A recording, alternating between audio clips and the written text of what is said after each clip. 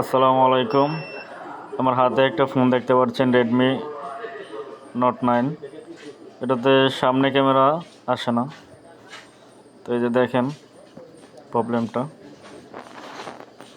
এই যে এই সমস্যা। তো এটার জন্য নাকি কাস্টমার অনেক বড় বড় দোকানে দেখাইছে। ওনারা বলতেছে পুরো মাদারবোর্ড নাকি চেঞ্জ করতে হবে, 3000 টাকা লাগবে। তখন আমার কাছে নিয়ে আসলো। তো এই সমস্যা আগেও আমি একটা সমাধান করছি। তো আমার এটা তো ছোট্ট দোকান, তেমন একটা কাজ বেশি কিছু বুঝি না। তারপর মাথায় রয়ে গেছে কাজটা, ছোট্ট একটা জাম্পারের মাধ্যমেই কাজটা হয়ে গেছে।